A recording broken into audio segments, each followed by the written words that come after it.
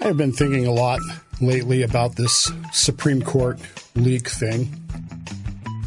And I'm wondering still if there aren't things here that we need to be thinking about, but we're not. We don't really want to think about them. And the effect that they might have going on downstream from here. What am I talking about? I want you to think about relationships that you have with people. Not necessarily your spouse or your significant other.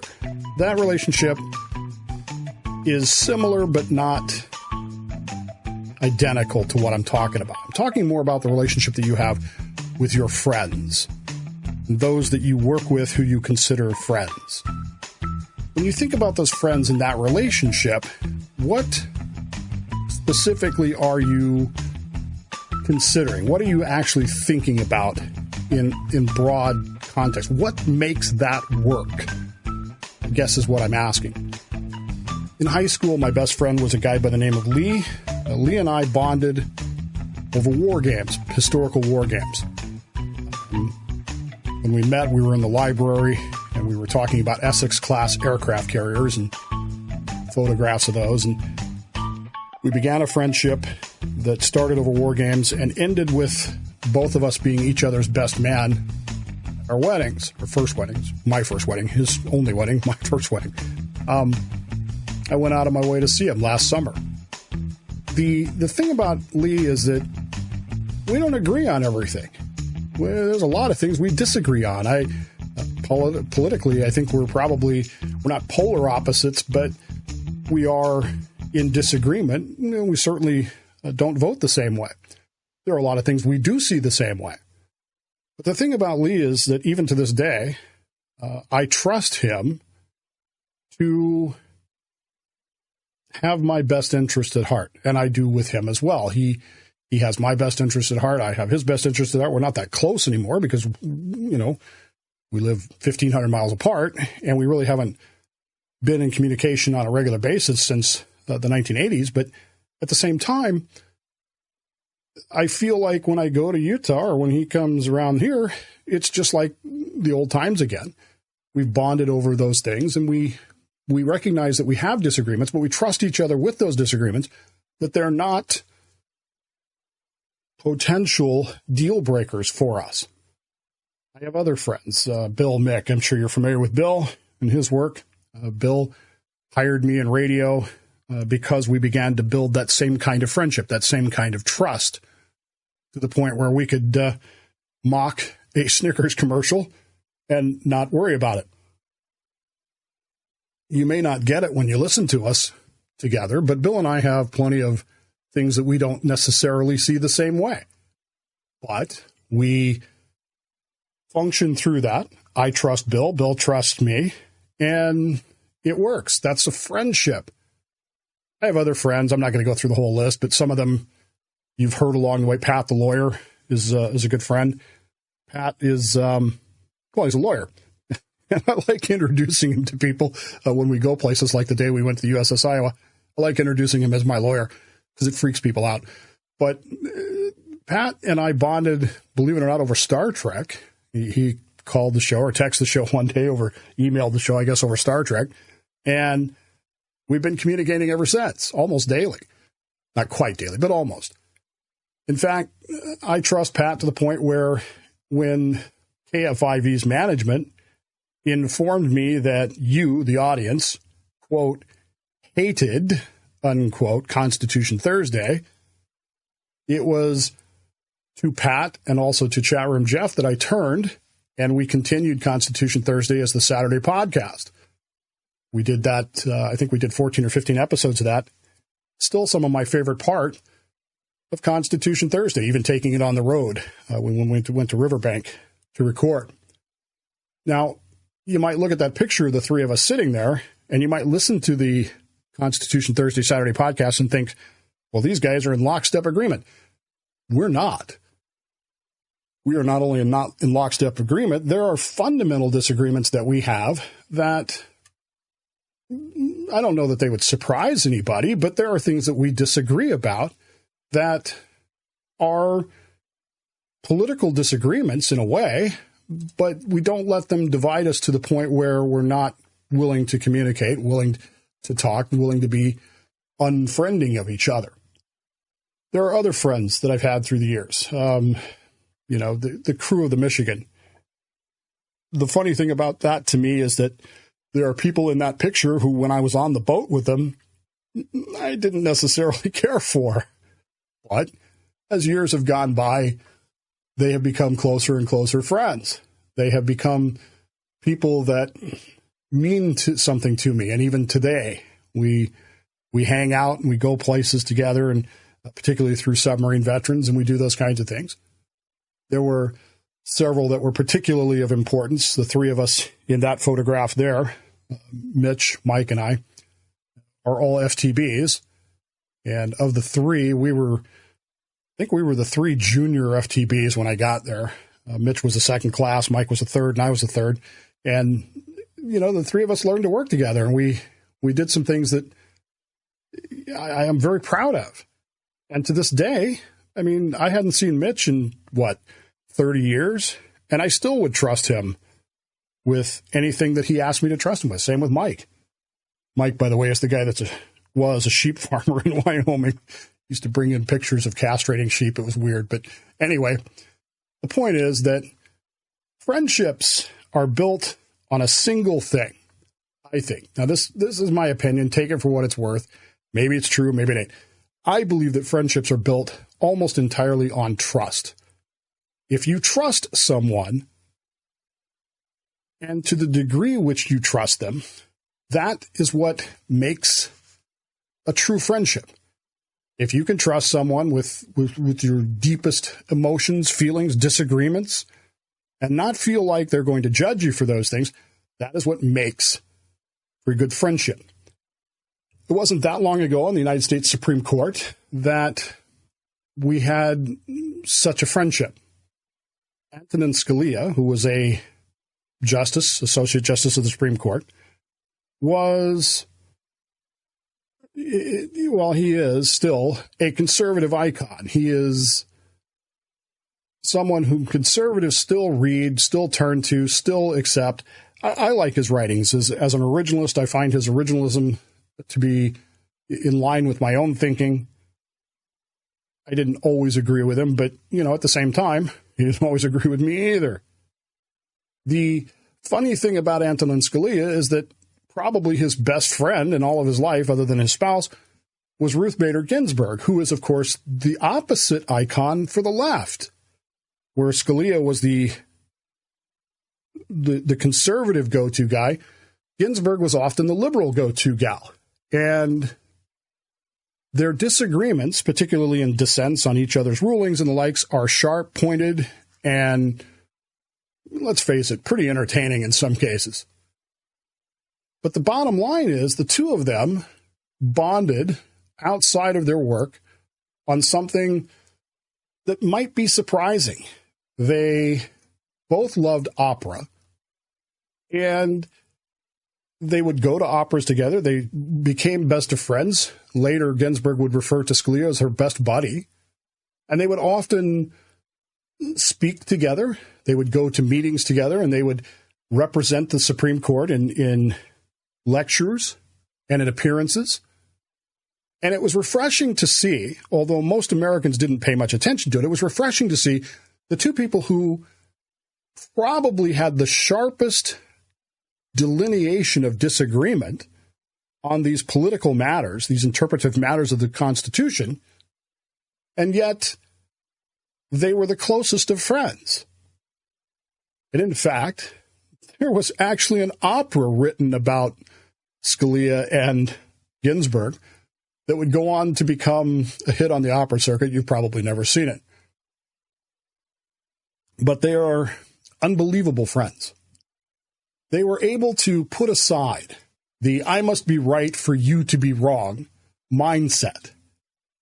When Scalia passed in 2016, Ginsberg was noted as saying, quote, "He made me better at my job," unquote. Now, that's not the kind of thing you would expect to hear from a United States Supreme Court justice today about somebody who completely disagrees with them, about somebody who is the opposite of what they want to rule and think in those processes. You wouldn't think you would get that kind of description. He made me better at my job. And I'm sure that if Scalia could have said so, he would have said the same thing about her. She made me better at my job. When you look at the court today, you look at these 9 people today, you wonder if any such friendships exist now today. I suspect that they do not. Why do I suspect that? Last Friday, Clarence Thomas, the new conservative icon, I guess, spoke at a meeting down in Texas, in which he explained that the leak that was issued has resulted in a massive, and I do mean massive, loss of trust.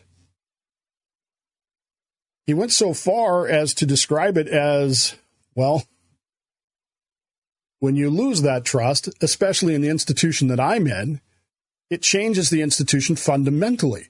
You begin to look over your shoulder. It's kind of an infidelity. You can explain it, but you cannot undo it, he said. That's a pretty remarkable thing to say when you think about this, when you consider what's going on here. That's a very remarkable thing to say. It's an infidelity. It's a cheating. It's a rupture of trust between specifically the 9 justices. And when asked about it, he was asked a very pointed question about, Scalia and Ginsberg were the best of friends. How do we get back to that level of trust? How do we get back to that level of doing things? And he said very succinctly, this is not the era. This is not the court of that era, he said. Which makes me wonder how much trust there is between the 9 Supreme Court justices now. Each justice has 4 clerks. So you've got those people that have to trust each other, that have to be able to work together. And this leak has essentially ruptured that trust. It has essentially said to them, yeah, we don't trust you anymore. We don't believe you anymore. We can't work together because I don't trust you. If I was on the submarine and I didn't trust someone to do their job, it could have been disastrous. What am I supposed to do? Stay up 24/7 and watch them? I can't do that. When you lose trust, you lose friendships, no matter what the level of that is.